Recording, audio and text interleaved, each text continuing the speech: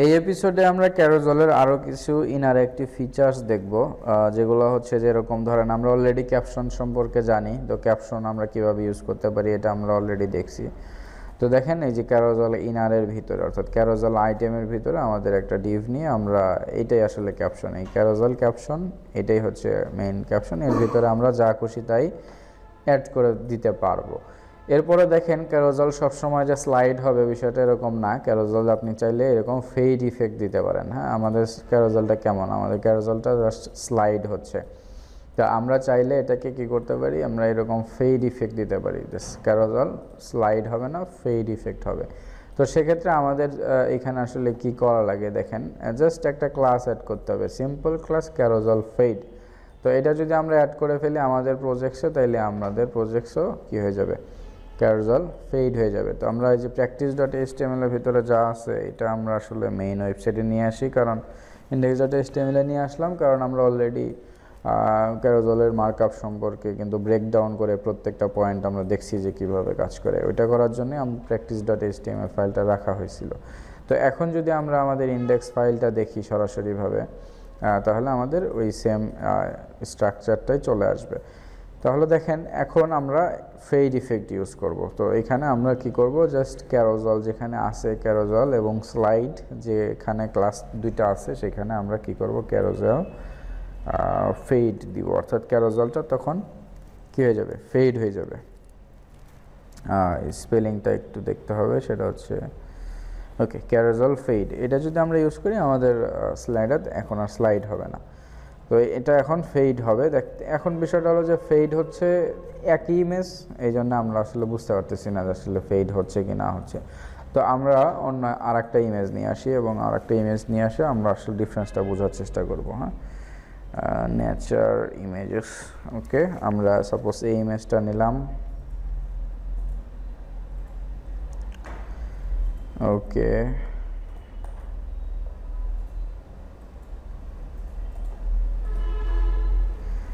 Save image as ওয়েবপি। আচ্ছা, ওয়েবপি আমরা নিতেও পারি, আমরা জেপিজি বা পিএনজি এরকম কিছু পাই কিনা এটা একটু দেখি। হ্যাঁ, জেপিজি ইমেজ একটা পাওয়া গেছে। তো এইখানে আমাদের যে ফাইলটা ছিল সেটা হচ্ছে ডেস্কটপের ভিতরে সিএসএস লাইব্রেরি অ্যাসেটস ইমেজেস 1, এইখানে আমাদের কি থাকবে 2.jpg আমরা রাখলাম আর কি। হ্যাঁ, তো এইখানে আমাদের আর একটা জেপিজি ফাইল চলে আসছে। তো এখন আমরা এইখানে দুইটা স্লাইড আছে, একটা হচ্ছে 1 একটা হচ্ছে 2। তো এখানে আমরা 2 রাখলাম এবং ইন্ডিকেটরসেও আমরা কি করতে পারি, এখানে 1 এবং এখানে 2। যেহেতু ইন্ডিকেটরসটা ঠিকঠাক মতো কাজ করতেছে আমরা দুইটা ডাইনামিক রাখলাম আর কি।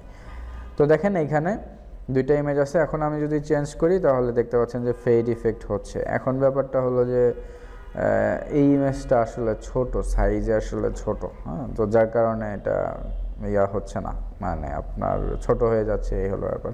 তো এখন সবগুলো ইমেজ যেন উইথ ঠিক থাকে সেটা যদি আমরা করতে চাই, মানে সেম উইথে হয়, সেক্ষেত্রে সেম উইথ বা সেম হাইটে যদি হয় তাহলে সবচেয়ে ইজি হয় ব্যাপারটা। এখন আমাদের উচিত কি, আমাদের উচিত হচ্ছে ফটোশপ দিয়ে রিসাইজ করে দুইটা ইমেজ সেম সাইজে ইউজ করা। তো যেহেতু আমরা অলরেডি জানি কীভাবে প্রপারলি ইমেজ ইউজ করা হয়, তো আমি আপাতত ওগুলোতে যাচ্ছি না। আমরা জাস্ট কী করলাম, একটা সিএসএস দিয়ে ডাইনামিক্যালি এটাকে সেট করে রাখি, যদিও এটা কি পারফেক্ট কোনো ওয়ে না।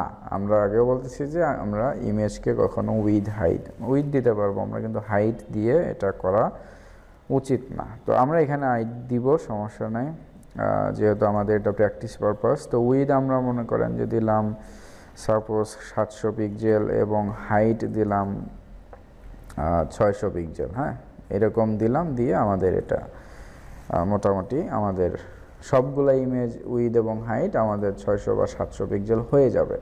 তো এটা যদি আমরা একটু দেখি ইমেজকে, ওকে ক্যারোজল আইটেমের ভিতরে আছে, ক্যারোজল আইটেমের ভিতরে যে ইমেজ আছে সেটাকে দিতে হবে। হ্যাঁ, আমরা সরাসরি ক্যারোজল আইটেমকে দিয়ে ফেলছি। তো এখন যদি আমরা দেখি তাহলে ইমেজটা আমাদের কী হয়ে গেছে, চ্যাপটা হয়ে গেছে এবং আমাদের এটা কিন্তু আর সেন্টারের লাইনে নাই। তো সেক্ষেত্রে আমরা কি করতে পারি,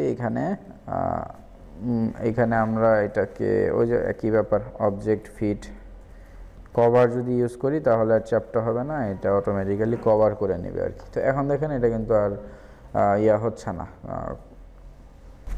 ওকে, আমরা এটাকে উইথ এবং হাইট ফিক্স করে তারপর অবজেক্ট ফিট কভার দিয়ে আমরা এটাকে কি করলাম, এটা মোটামুটিভাবে এখন কিন্তু এরকম আছে। তো যদিও ধরেন জাস্ট ইমেজটাই ছোট হয়েছে, আমাদের স্লাইডারটার উইথ কিন্তু অনেক বড়। আমরা যদি দেখি, দেখেন এই স্লাইডারটার উইথ আছে হচ্ছে কন্টেইনারের সমান আর কি, যে কন্টেইনার, এই কন্টেইনারের সমান উইথ আছে। তো আমরা চাইলে এই স্লাইডারটাকে কমায় দিতে পারি, উইথ কমায়ে আমরা এরকম করে কমায় দিলেই এটা আসলে বেসিক্যালি অটোমেটিকলি সেন্টার পজিশনেই চলে আসবে। তবে আমরা আরেকটা কাজ করতে পারি, সেটা হলো যে এই যে ইমেজ আছে প্রত্যেকটা ইমেজকে কী করতে পারি, উইথ 100% দিয়ে একদম ফুল কন্টেইনারের সমানও করে ফেলতে পারি। তাহলে এটা মোটামুটি দেখেন কন্টেইনারের সমান হয়ে গেছে, এটাও কন্টেইনারের সমানই হবে এক্স্যাক্ট। এইটা হচ্ছে মোটামুটিভাবে একটা সলিউশন কিন্তু হইলো আর কি। তো দুইটা ইমেজই আসলে বড় হয়ে গেল, কিন্তু একটা ব্যাপার হচ্ছে দেখেন একটা ইমেজের হাইট ছোট, একটা ইমেজের হাইট বড়, ঠিক আছে? যার কারণে কি হচ্ছে, একবার ছোট হচ্ছে একবার বড় হচ্ছে। তো সেক্ষেত্রে আমরা হাইট এখানে এইভাবে দিতে পারি, উইথ তো 100% থাকলো, হাইট আমরা এখানে ধরেন 700 পিক্সেল দিলাম সবগুলোতে, এবং আগের মতোই অবজেক্ট ফিট কভার। যদিও আমরা কিন্তু ইমেজে কখনোই হাইট দিব না। তো তারপরে আমরা যেহেতু আমরা এখন ফটোশপ দিয়ে এটাকে রিসাইজ করছি না, তো সেক্ষেত্রে আমরা এটাকে জাস্ট দেখার জন্য যে ফেড ইফেক্ট কীভাবে কাজ করতেছে এটা হলো ব্যাপার। ওকে, তো এইভাবে আমরা কী করতে পারি, ফেড ইফেক্ট নিয়ে কাজ করতে পারি, এবং এখানে প্রিভ এবং নেক্সট দুইটাই সব কিছু ঠিকঠাক আছে। এখন আমরা যদি এটাকে অটো প্লে হিসাবে চিন্তা করতে পারি, ধরেন এটা লোড হয়ে গেল, অটোমেটিক্যালি এটা চলতে থাকবে। হ্যাঁ, তো সেক্ষেত্রে আমরা আসলে কীভাবে কি করব, দেখেন সেক্ষেত্রে আমাদের একটা অ্যাট্রিবিউটস ইউজ করতে হবে। আমাদের যে প্যারেন্ট যে স্লাইডারে যে আইডিটা আছে এবং এই যে ক্যারোজাল স্লাইড, এইখানে আমাদের কি করতে হবে, একদম প্যারেন্ট যে স্লাইডারের র্যাপার আর কি এটা। তো এইখানে আমাদের কী করতে হবে, ডাটা বিএস রাইট নামে একটা কি আছে, একটা অ্যাট্রিবিউটস আছে, সেটাকে আমরা কি করতে হবে, এখানে আমরা ধরেন data BS right equal to যদি আমরা ট্রু ইউজ করি, তাহলে কি হবে, সে অটো প্লে হবে, কিন্তু এটা একটা কন্ডিশনও আছে। সেটা হচ্ছে যে সবসময় আপনি যখন ব্রাউজারে লোড দিবেন তখন অটো প্লে হবে না, কিন্তু আপনি যদি নেক্সট এবং প্রিভিয়াস যে কোনো একটাতে ক্লিক করেন এবং ক্লিক করার পরে যদি এটাকে চালু করে দেন, তাহলে এটা অটোমেটিক দেখতে পাচ্ছেন যে চেঞ্জ হচ্ছে কিছু সময় পরে পরে, 5 সেকেন্ড বা 6 সেকেন্ড সময় পরে পরে এখন চেঞ্জ হয়ে যাবে। অথবা ধরেন এই যে আমরা কি করলাম, এখানে রিলোড দিলাম, এখন চেঞ্জ হবে না, আপনি ওয়েট করলেও কাজ হবে না, কারণ এই ফাংশনটা এরকম যে স্লাইডার ফার্স্টে রান হবে না, কিন্তু আপনি যদি একবার রান করে দেন তাহলে এটা অটোমেটিক্যালি কি হবে, চলতে থাকবে। তো এখন যদি আমরা ওয়েট করি, এই যে দেখতে পাচ্ছেন স্লাইড কিন্তু অটোমেটিক্যালি চেঞ্জ হচ্ছে।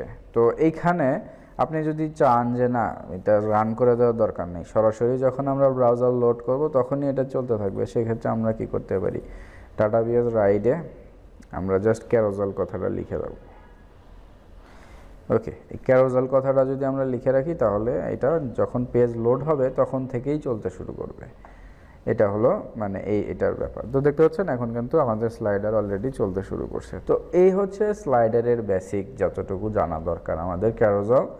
এই ক্যারোজাল ইউজ করে আমরা আমাদের ওয়েবসাইটসে অনেক ইন্টারেক্টিভ ঘটনা ঘটাই দিতে পারবো। যেরকম আমরা নাইকি প্রজেক্টস করছিলাম, এখানে কিন্তু আমাদের ক্যারোজাল ছিল, টেস্টিমোনিয়ালের ক্যারোজাল ছিল। আমরা কিন্তু চাইলে এখন কি করতে পারি, ওই টেস্টিমোনিয়াল ক্যারোজালটা আমরা বুটস্ট্র্যাপের এই ক্যারোজাল দিয়ে ইজিলি করে ফেলতে পারি। তবে এটা হচ্ছে আপনাদের ট্রায়াল থাকবে, এই জিনিসটা আপনারা সবাই করবেন, চেষ্টা করে দেখবেন হয় কিনা। এখন নেক্সট এপিসোডে আমরা কি করব, এই ক্যারোজালটাকে ইউজ করে আমরা বলছিলাম একটা সিঙ্গেল প্রোডাক্ট পেজের বেসিক একটা স্লাইডার সেট আপ করব।